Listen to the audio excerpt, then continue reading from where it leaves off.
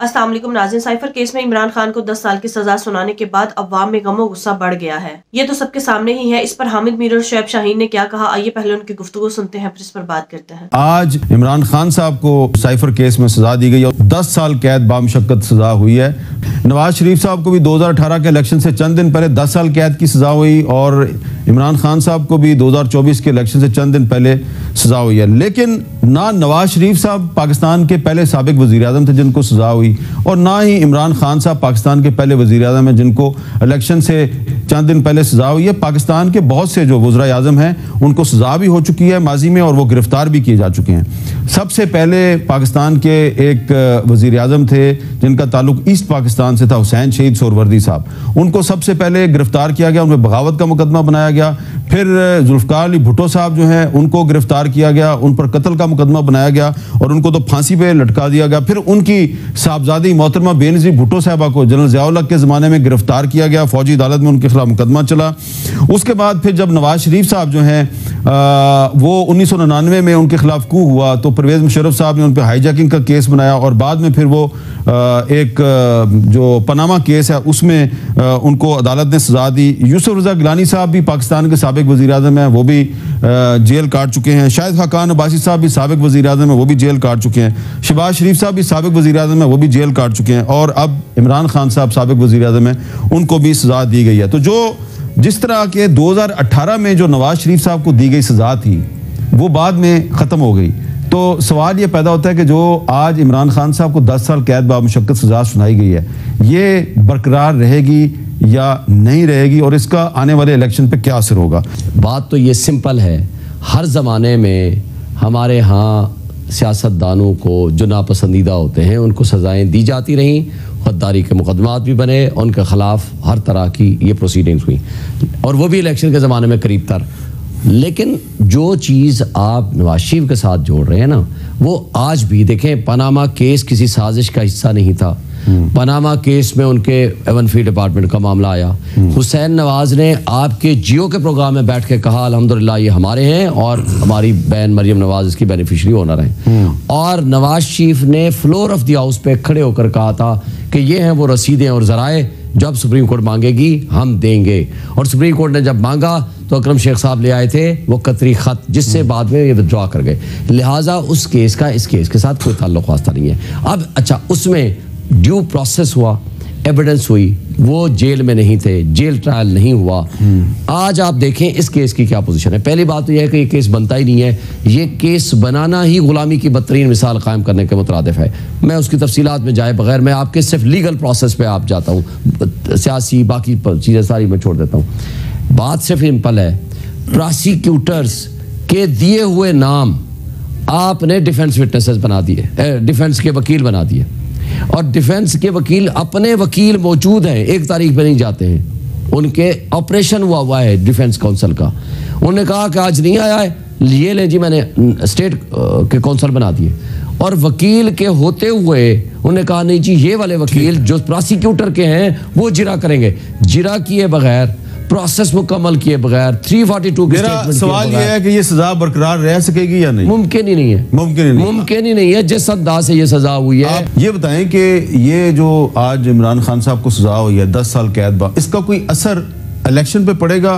PTI का जो voter है उसके मोराल पे कोई असर पड़ेगा? मैं खुदा की कसम उठा कह रहा हूँ हामिद मीर, आपके शो में मैं जिस हल्के जिस जगह पे भी गया, एक तो उन्होंने ये बताया कि पिछले 3.5 साल के ज़माने में जितना देहातों में स्पेशली जो काम किया है पीटीआई के ज़माने में, ना उससे 40 साल पहले हुआ ना पिछले 2 साल पे हुआ। ये बात आपको बता रहा हूँ। दूसरी बात, आपको हल्फन ये बात कह रहा हूँ, हर शख्स ने मुझे एक बात की, हमारे बहुत मसाइल हैं लेकिन इस वक्त हम आपसे कोई मुतालबा नहीं करेंगे सिवाय इस बात के कि इस जीत को इमरान खान की रिहाई और उनको इंसाफ दिलाने के लिए आपने इस्तेमाल करना है। ये मैं बाबांगे दोहल आपको कह रहा हूँ, मेरे पास रिकॉर्डेड तकरीरें हैं लोगों की, ये है वो लोगों का जज्बा। इस वक्त सिचुएशन क्या इतनी तब्दील हुई है मैं आपको बता नहीं सकता। मैं जिस गांव में जिस हल्के में जा करके कानून मीटिंग करता हूँ, या उनको उठा लिया जाता है या उनके खिलाफ कोई एक्शन होता है या उनको थ्रेट करते हैं या टेलीफोन करके उनको। एक तो मैंने आपको बता दिया, आपको पता है ना कि पाकिस्तान में जिस पॉलिटिकल वर्कर को पुलिस उठा लेती है वो मजीद पक्का हो जाता है। अल्हम्दुलिल्लाह मैं आपको बता रहा हूँ, जिस हलके में जिस गांव से एक बंदे को भी उठाते हैं या ज्यादती करते हैं या उनको तशद्दुद करते हैं या उनको थ्रेट करते हैं, पूरा गांव का गांव हमारे साथ खड़ा होता है। क्या 27 मार्च 2022 को इमरान खान साहब को इस्लामाबाद की परेड ग्राउंड में कोर्ट की जेब से वो साइफर निकाल के लहराना चाहिए था? देखें, ये कहना कि जनाब सीने में राज रखना चाहिए था, सीने में राज किस चीज़ का रखें? एक प्राइम मिनिस्टर हो, उस मुल्क पे हमला हो, उसकी मुल्क की सलामती और ख़ुद मुख्तारी पे अटैक हो, वो कहे जी मैं छुप करके बैठ जाऊं।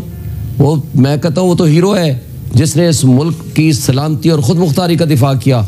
उसने खुल के इंटरनेशनल इस्टेब्लिशमेंट या इंटरनेशनल सबसे बड़ी ताकतवर मुल्क को कहा कि नहीं, तुम झूठ बोल रहे हो, गलत कह रहे हो, तुम हमारे मुल्क की मामलात में इंटरफेयर कर रहे हो। सुप्रीम कोर्ट ने क्या कहा? साजिश के जो किरदार हैं उसके लिए आपको कमीशन बनाना है। कमीशन बनाया इमरान खान ने, जनरल रिटायर्ड तारिक की सरबराही में, वो माजरत कर गए। फिर शहबाज शरीफ ने फ्लोर ऑफ द हाउस पे खड़े होकर कहा था कि धमकी आमेज गुफ्तगू थी, हम हाई पावर्ड कमीशन या कमेटी बनाएंगे। किधर भाग गए? देखें, साजिशी किरदार तो हमारे इर्द गिर्द जहां इस मुल्क के थे उनको पॉइंट आउट करना आज करें कल करें बात की बात है। क्या मुदाखलत हमारे मामलात में हुई कि नहीं हुई कि एक फॉरेन कंट्री हमारे मुल्क में कहे कि अपने प्राइम मिनिस्टर को हटा दो? इससे बड़ी बदमाशी और क्या हो सकती है? और उसको एग्जीक्यूट कर दिया गया। और सिटिंग प्राइम मिनिस्टर जो है वो ये भी ना कहे कि मेरे मुल्क की सलामती एट स्टेक है, और अगर उसने कहा है तो शुक्र करें कि उसने अपनी मुल्क की सलामती का दिफा किया है। और हम गुलामी की बदतरीन मिसाल कायम करते हुए कहते हैं कि उसने क्यों किया?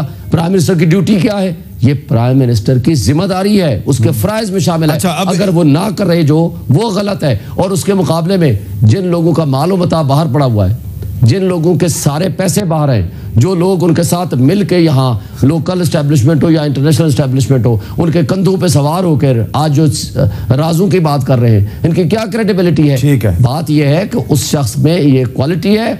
उसने एब्सोल्युटली नॉट उस वक्त भी कहा था, और उसने मुल्क की सलामती का दिफा भी किया, जिसकी आज उसको सजा मिल रही है। लेकिन ये जो कह रहे हैं सजा, आज पूरी पाकिस्तान 80 to 90% वो इमरान खान के वीएन के साथ खड़े हैं और वो लोगों के दिलों का हुक्मरान है। ये क्या बातें करते हैं? नाज़रीन, एक तरफ इमरान खान है और दूसरी तरफ नवाज शरीफ।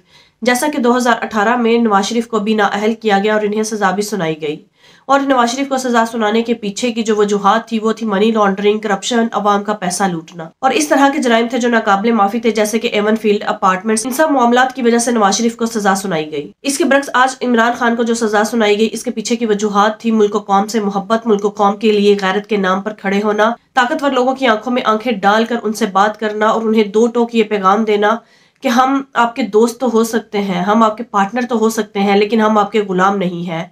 ताकतवर लोगों को एब्सोल्युटली नोट कहना। नाज़रीन, ये दो लोगों को सजाएं दी गई और इन दोनों लोगों की सजाओं से आप अंदाजा लगा सकते हैं कि एक को जो सजा दी गई वो मुल्क कौम का खून चूसने पर और अवाम का पैसा लूटने पर सजा दी गई, जबकि दूसरी तरफ इमरान खान को मुल्क कौम की इज्जत की हिफाजत करने पर और उनके वकार को बहाल करने पर सजा सुनाई गई। लिहाजा दोनों की सजाओं का कंपैरिजन हो ही नहीं सकता। वो नवाज शरीफ जिसका जुर्म है कि उसने मुल्क कौम को धोखा दिया, करप्शन की और अवाम का पैसा लूटकर अपनी औलाद को खरबपति बना दिया। दूसरी तरफ वो इमरान खान है जो मुल्क कौम की खातिर ताकतवर लोगों के सामने नहीं झुका और मुल्क कौम की इज्जत और गैरत की हिफाजत की और मुल्क कौम के सामने सच लाया और मुल्क कौम का सर नहीं झुकने दिया। लिहाजा आज इमरान खान को मुल्क कौम की गैरत के नाम पर और मुल्क कौम से वफादारी की वजह से सजा सुना दी गई। लिहाजा नाज़रीन, दोनों की सजाओं में जमीन आसमान का फर्क है। नवाज शरीफ ने मुल्क की अवाम के खिलाफ जुर्म किया था, जब इसके बरक्स इमरान खान का जुर्म यह था कि उसने मुल्क कौम से वफादारी की हद कर दी। लिहाजा नाज़रीन, अवाम इस फैसले को मुस्तरद करती है तो आला अदलिया से भी अवाम की गुजारिश है वो भी साइफर केस में इमरान खान की सजा को मुअत्तल करें, न सिर्फ सजा को मुअत्तल करें बल्कि साइफर केस को ही खत्म कर दें। क्योंकि नाज़रीन, जहाँ पर करप्ट तरीन नवाज शरीफ लाडले के सारे जराइम माफ किए जा सकते हैं, तो वहाँ वफादार और बहादुर लीडर जिसने मुल्क कौम का सर फख्र से बुलंद कर दिया हो और इसने जो गुनाह किया ही ना हो उसकी भी सजा सुना दी गई, ये उसके साथ सरासर ज्यादती है। नाज़रीन, यही से अंदाजा लगा लीजिए कि जब नून लीग वाले अवाम में जाते हैं तो अवाम इनसे पूछते हैं कि अब आप मुल्क में क्या लेने आए हो, आपने पहले हमारे लिए कुछ छोड़ा है जो अब कुछ छोड़ोगे, अब आप हमारे लिए क्या करोगे। जबकि शुएब शाहीन के मुताबिक जब हम अवाम में जाते हैं तो अवाम हमसे ये नहीं पूछती कि आप हमारे लिए क्या करोगे, बल्कि अवाम हमसे ये पूछती है कि क्या पीटीआई जीतने के बाद इमरान खान जेल से बाहर आएंगे। शुएब शाहीन के मुताबिक अवाम यही चाहती है कि जब इलेक्शंस के बाद पीटीआई जीत जाएगी उस वक्त जो इमरान खान के साथ जुल्म बर्बरियत की मिसालें कायम की गई, क्या वो रिवर्स होंगी, क्या इमरान खान के साथ होने वाली ज्यादतियों का अजाला होगा। इस वक्त अवाम नवाज शरीफ से नफरत करती है और इमरान खान से मोहब्बत करती है, क्योंकि नवाज शरीफ ने हमेशा अशराफिया को और अंदरूनी और बैरूनी ताकतवर लोगों को ही खुश किया है, जबकि इमरान खान ने हमेशा गरीब अवाम की बात की है, गरीब अवाम के दिल में अपनी जगह बनाई है। नाज़रीन, आपके इस बारे में क्या राय है? कमेंट में जो बताइएगा। अगली वीडियो में मिलते हैं, तब तक के लिए अल्लाह हाफिज।